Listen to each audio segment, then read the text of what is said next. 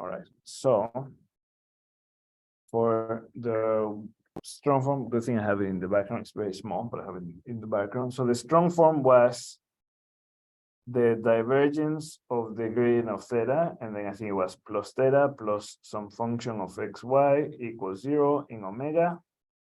Omega was the potato, with gradient theta times n equals q hat in part of the boundary, gamma q, and theta equals theta hat in another part of the boundary, gamma theta.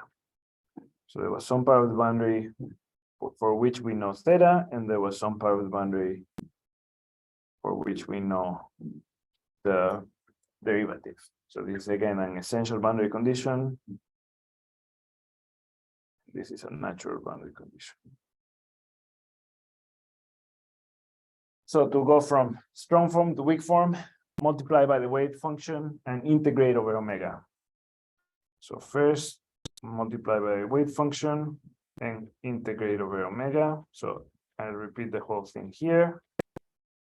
All of that times the weight function integrated over omega equals, on the right hand side, we're also multiplying by the weight function and integrate over omega, but it is a 0 there. So whatever we integrate, it's just going to be 0. So that's the first thing that we do. Then we use the Green's formula, which is basically integration by parts.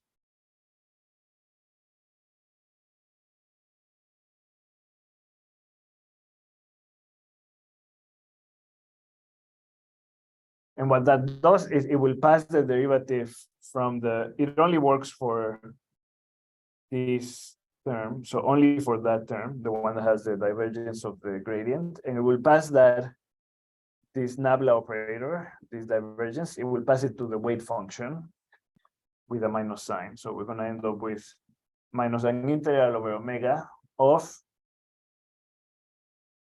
this. So it will be, that one you need to look at the lecture on Brightspace. If you go to the strong form to weak form for 2D, then it should be in the first set of notes. And plus an integral over the entire boundary of W times, well, there's no dot here, so just W and then gradient theta n. This is what comes out of the integration by parts. Basically, we are taking this derivative and then we're passing it to the W. That's what we're doing. Just like in integration by parts, you have the u dv. Here, the dv is basically this, and then this is the u. So then we're going to pass one derivative to that W.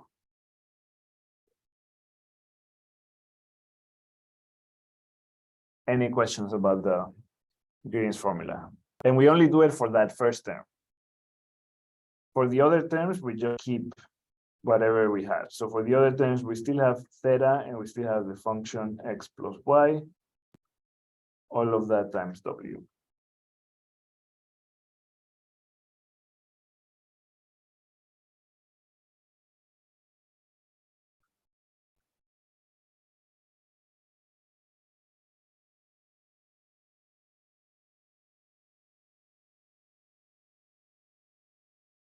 And then once we do the Green's formula, the third step is to use boundary conditions.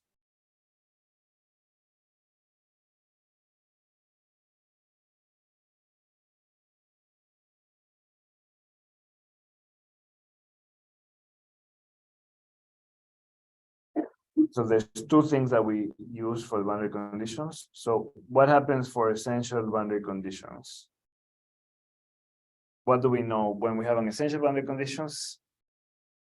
We do what?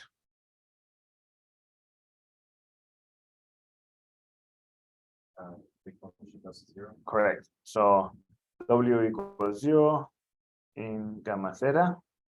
And what happens when we have natural boundary conditions? This is the same as in 1D. So what do we do for natural boundary condition? Substitute just substitute into the weak form. All right, so what we are gonna end up with is this integral will stay the same.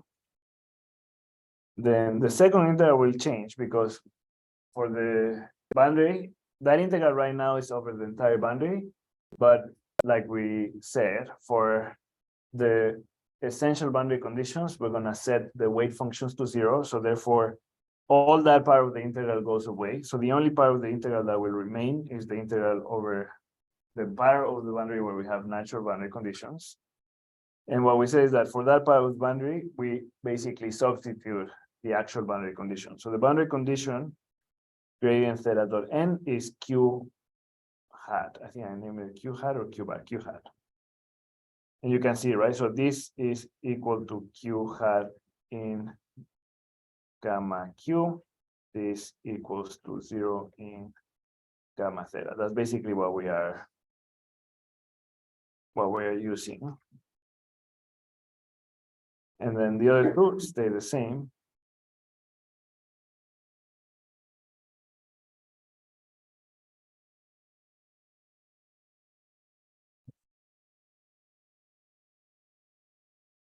And that's pretty much it.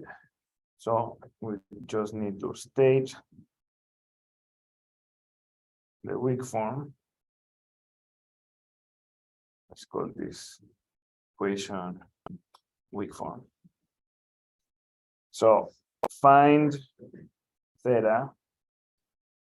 Here, sometimes you don't do it. I'll do it to be a little bit more precise. And actually, this is not the super precise one, but at least we're gonna say that this has to be C0, which means that it has to at least be continuous. And it has to satisfy the essential boundary conditions.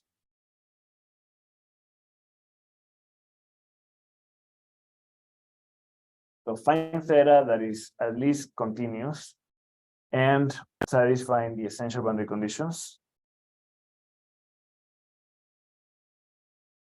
such that equation weak form, this equation right here is true for all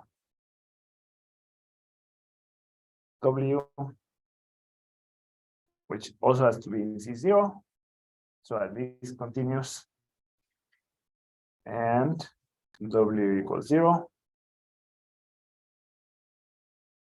in gamma theta.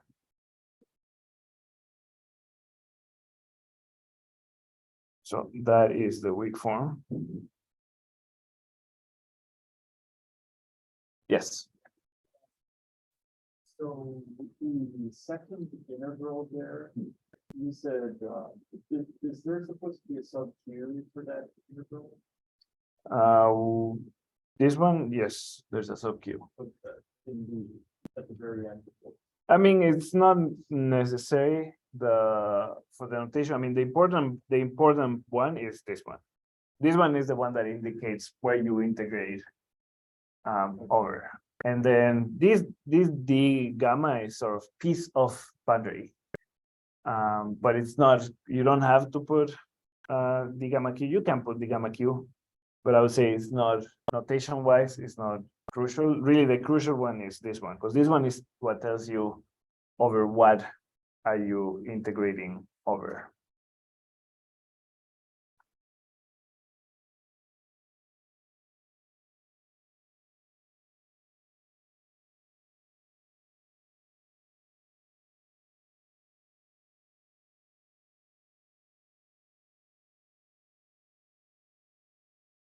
All right, questions? Other questions?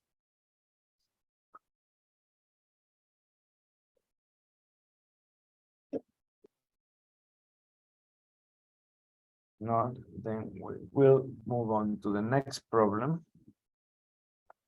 So then stop share here and then share the All right, so that's the weak form for this one. Okay, problem 3, consider the domain and mesh shown in the figure.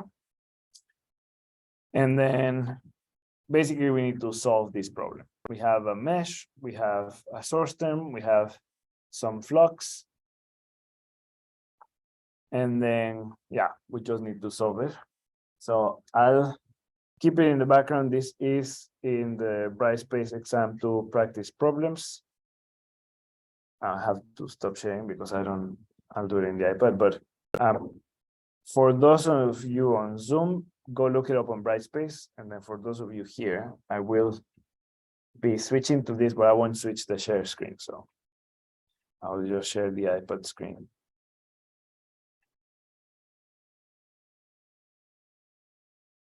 All right, so let's do problem 3.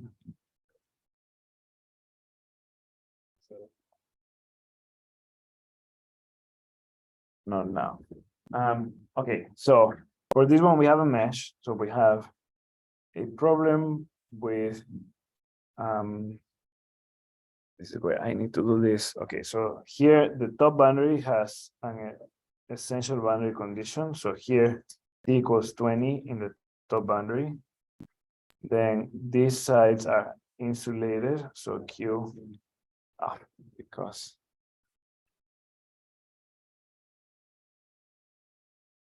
Q equals 0, and then there's some flux here. Q equals 15.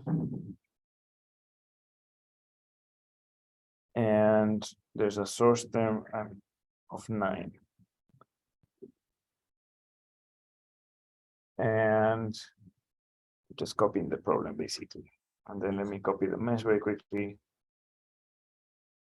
1, 2, 1, 2, 3, 4. There we go. All right. So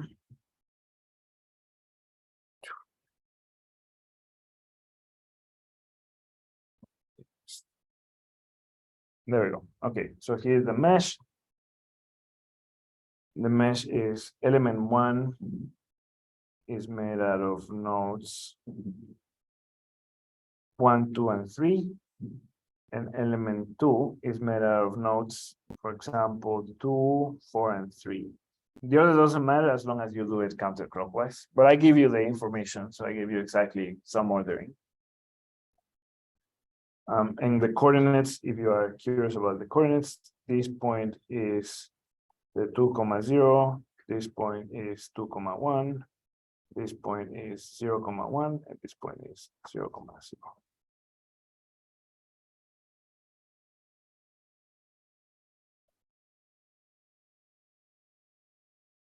So we need to solve this problem. Basically, we need the value of the temperature at all 4 nodes, right? That's our end goal, is to find temperature at the nodes.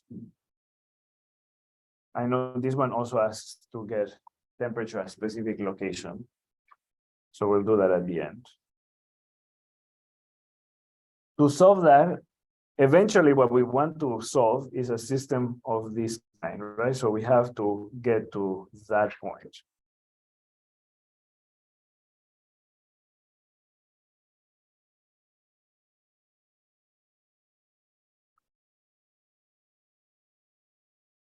So eventually get to stiffness matrix times the temperature vector equals the force vector.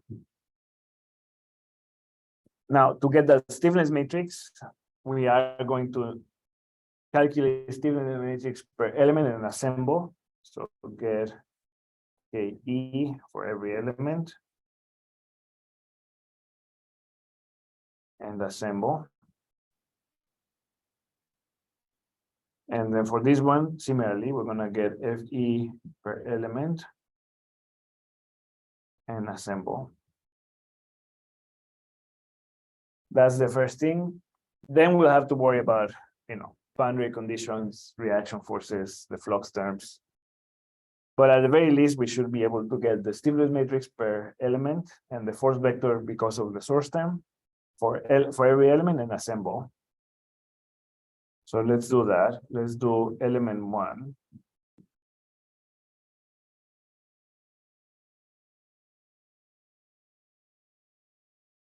So for element one, what we need to get is the stiffness matrix of element one. And if you recall, this stiffness matrix is just going to be the conductivity, which I don't think I gave. So let's assume that that one is one. I don't think it was stated.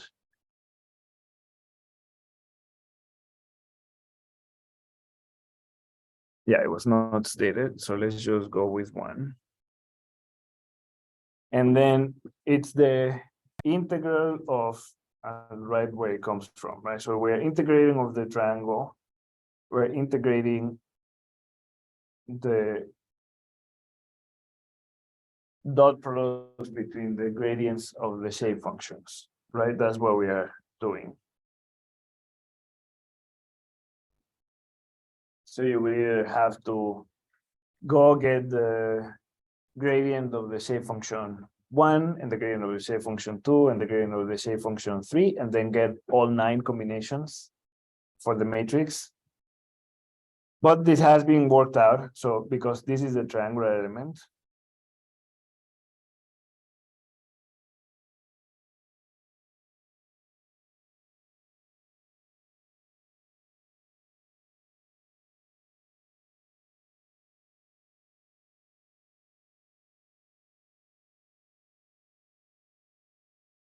this has been worked out in notes. Turns out that the gradients are constant because the shape functions are linear. Therefore, the gradients can get outside of the integral, and then the only thing that is left from the integral is just the area. So if you go to, I think probably in last week's notes, all you are left from the integral part is just the area of the element. And then for the products of the gradients of the shape functions, you can just do the BE transpose BE operation, where BE is basically a matrix that has these gradients. And it's 1/2 times the area of the element times, and I don't remember what these are. But this one is in the notes. I don't know them by memory. But if you can look it up, I don't think I put it here, but I can tell you that, you know, it's the gradients of the shape function. So this one, the gradient of the shape function should be y2 minus y3. Yeah.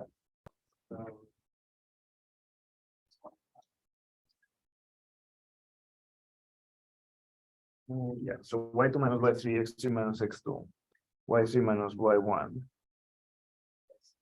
I know. Y1 minus y2. There we go. I'm ready. Okay, thank you. So I just copied from the notes that Zach gave me. So y2 minus y3, x3 minus x2, y3 minus y1, etc. So what are these? Well, element 1 is the one that is on the top right corner. So it's this one.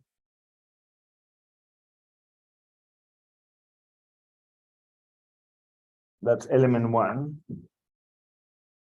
And then if you want to know which one is the node 1 of the element, which one is the second node, and which one is the third node of the element, well, we go to this array. So it says that the first element is this, the second node is this, and the third node is that. So I'm just gonna basically follow that. So x1 equals 2, y1 equals 1, x2 equals 0, y2 equals 1, x3 equals 2, y3 equals 0.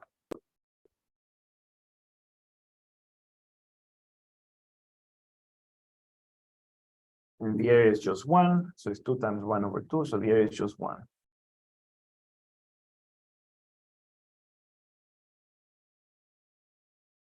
So at the end of the day,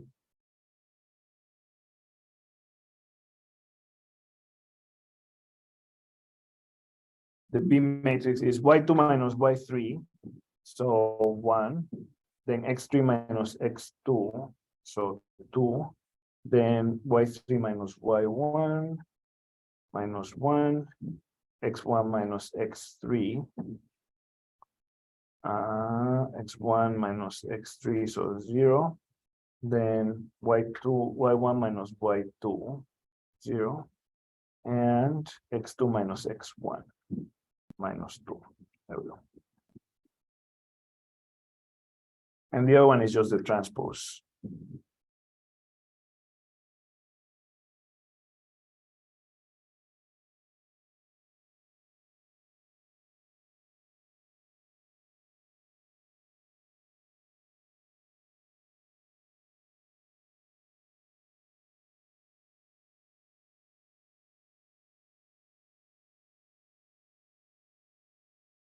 Also, quick note, in the exam, I don't need to see all the calculations. You don't need to do all the calculations by hand.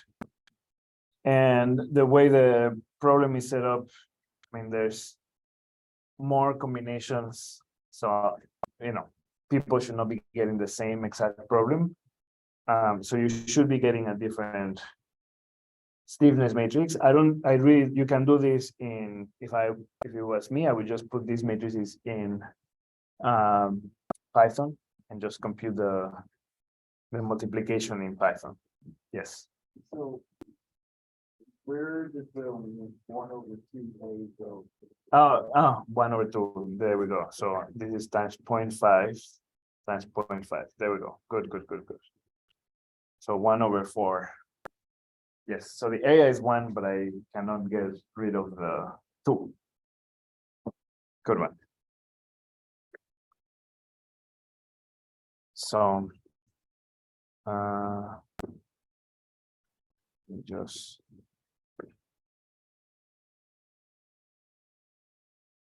create a new Python 3. I'll do it here. And you can do this in Wolfram Alpha. As usual, I don't really care whether or not you do the algebra. I care whether or not you know how to get the B matrix. So this one is 1 minus 1, 0, and 2, 0 minus 2. And then just E equals MP dot B transpose B. All right, so it's 1.25 minus 0.25 minus 1 minus 0.25, 0.25, 0, minus 1, 0, 1. There we go. So for those of you who are on the Zoom, I just did this in Python, and that's absolutely fine.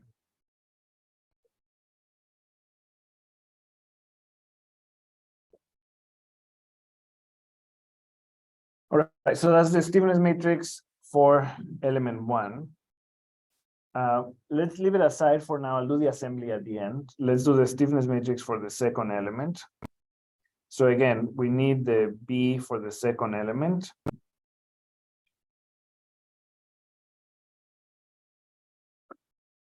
So for that element,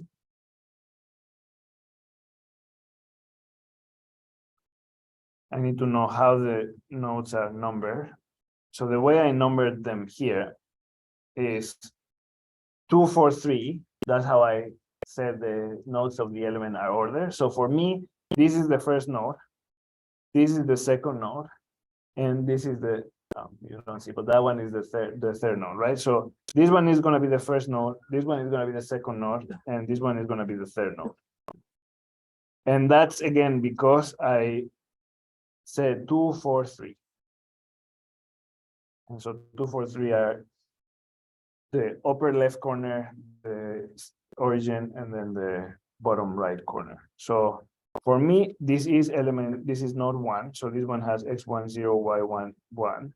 This is the second node, so x2, 0, y2, 0. And this is the third node, so x3, 2, y3, 0.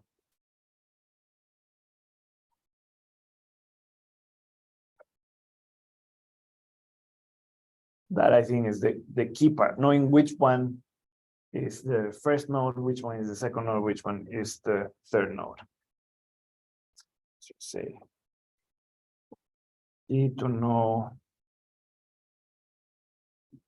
which element is first, second, and third.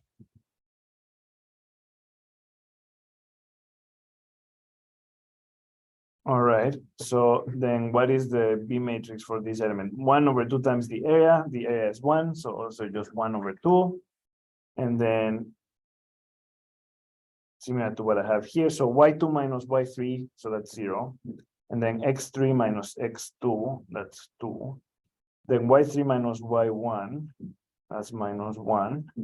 x1 minus x3, that's minus 2. Then y1 minus y2, that's 1. And x2 minus x1, 0. There we go.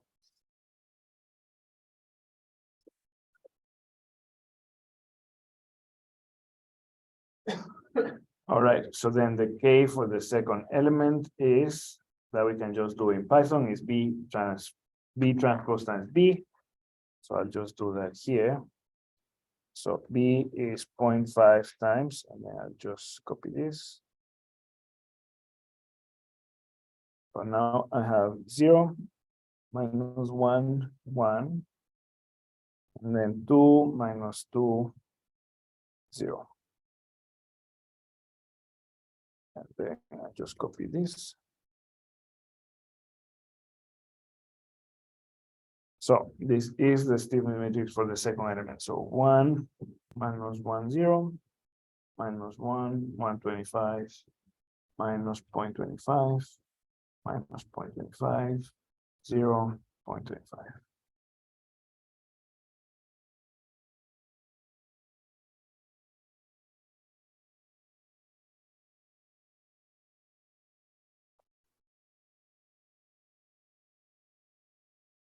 Questions?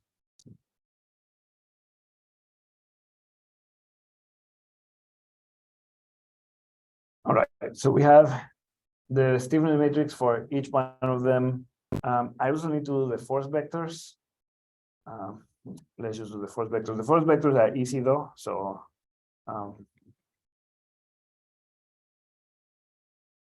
because that one, I'll just tell you where this comes from. So the force vector comes from integral of NIS, right? So integrating the shape function times the source term. And then there's 3 shape functions, so these will have 3 components. But if S is constant, then for linear triangular elements, there's a lot of simplifications. So the actual force vector looks just something like this. So area over 3 times the source term times 1, 1, 1. This is also in the notes, I think, from last week.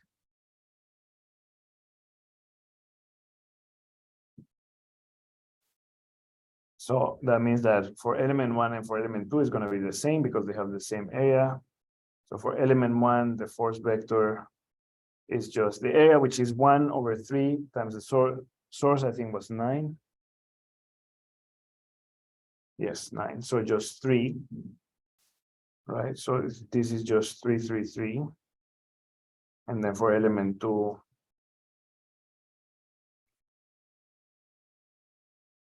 it's the same because they have the same area.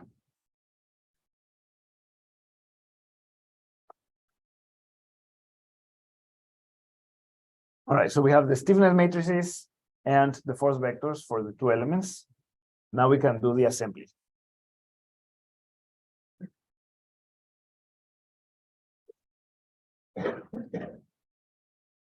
So for the assembly, the big stiffness matrix is going to be 4 by 4.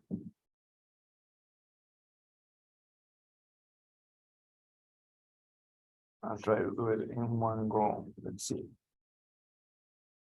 This is the temperature. So this one is T1, T2, T3, T4.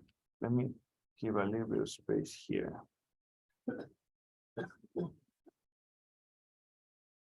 And then I'm gonna put the force vector here. The force vector corresponding to the source. And actually, I will move this a little bit down so that you can see the assembly. All right, so we have the stiffness matrix for the first element, which was, just copy this. I mean, you cannot do this, but I can do this. So I'll just paste that here.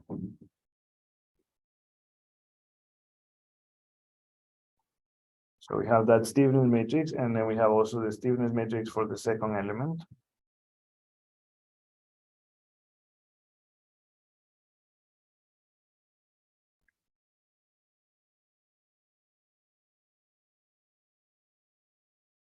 We need to assemble that into the global stiffness matrix. So for that, what we need to do is write the global known number. So these are 1, 2, 3, 4, 1, 2, 3, 4. Now, for the first element, what you need to do is go to the where the mesh is defined and see what the nodes are. So this one, the first element is made out of nodes 1, 2, and 3. So that means that I just need to write 1, 2, and 3. Whereas the second element is made out of nodes 2, 4, and 3. So I just need to put, those are the global known numbers. So 2, 4, and 3, 2, 4. So that tells me where to put it. So the first one, 1, 1 will go here, 1.25. Well, this one actually, this one is easy. This one will just go directly into the upper left corner. So that is actually kind of nice. Just space it out. Oh, which minus did I just ruin?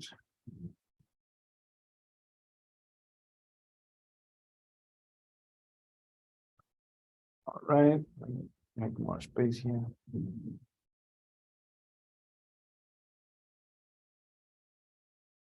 All right, so that's the first one.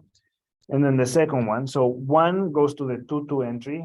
So here, I'm gonna have to add 1. Then let's do the diagonals. So 3, 3 has 0.25. So this ends up with plus 0.25. And then the 4, 4 gets 1.25. Okay, so that's the diagonals. I think I'll mark what have I done. I've done those 3. So then let me do the diagonal. So this is 4, 2 is minus 1. So 4, 2 is minus 1, and 2, 4 is minus 1. Okay, so that takes care of these 2. Then nothing to do here because these are zeros. And then the last one is 3, 4. 3, 4, and 4, 3 should have minus 0.25. So 3, 4 is minus 0.25 and minus 0.25. And the other one is just 0.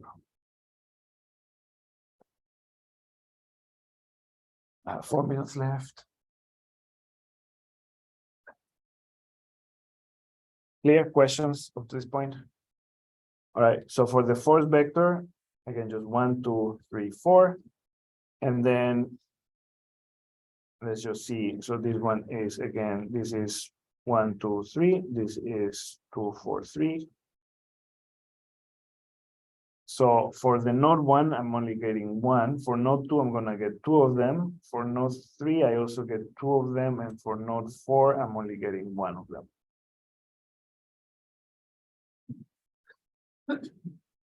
Okay, so we are almost done. We have our global stiffness matrix, our global force vector, and now we just need to worry about boundary conditions. So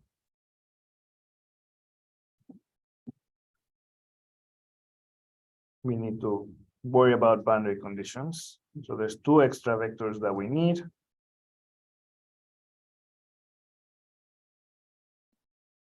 There's the one with the flux boundary conditions, and there's the reactions for the unknown, for the known temperatures and unknown reaction.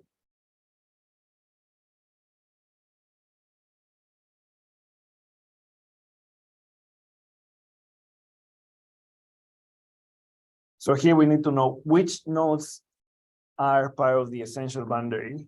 So which have known temperature, and that's the top boundary, right? So those are nodes 1 and 2. So if you see here, the top boundary has known temperature. So that means that the first two nodes are part of the essential boundary. So they have an unknown reaction. So these will have R1 and R2.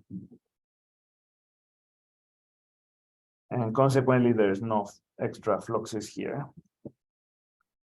And again, this is because these T1 and T2 have known boundary condition. So this we know.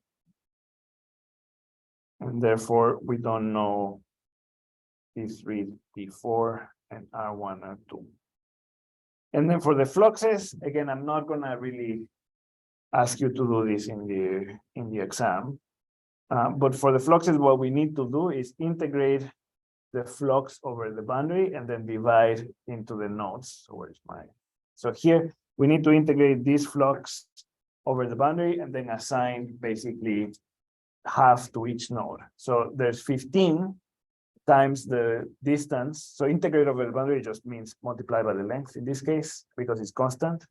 So 15 times 2, but then over 2, because we are going to divide it into the two nodes, we're going to end up with 15 for node 4 and 15 for node 3. So that just means at the end of the day, when I turn this into a flux, I'm going to get 15 and 15. But again, this comes from 15 times the length, that's 30. That's the total amount of heat that I'm taking out. And then I'm going to split it in two. So 15 on each node. So I'll come back here. And then what we need to be also careful about is the sign of the flux. So these are going to be negative fluxes because we are taking heat outside of the system.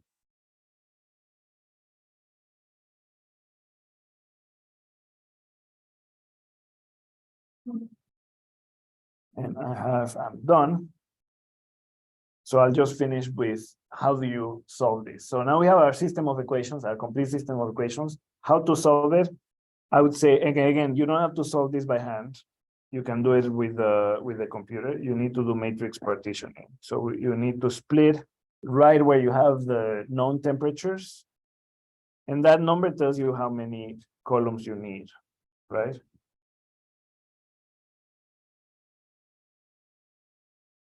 And again, this part is the KE. You can use the code that we have used before. This is KEF. And this is KF. And the solution, and this is TE, and this is TF. And the solution is KEF inverse times all the forces. So FS plus FQ, no reactions, minus KEF TE. Again, this is in the notes for even the Python lab that we did last time. You can get that piece of code. So once you have your system of equations and you know how many boundary conditions you have, you can use the code to partition the system. I just want to see the setup, and then you can just use the code to solve. All right, I'll stop right here. I didn't do the last problem, but I'll do that on Wednesday. There's no official class on Wednesday, just more practice problems.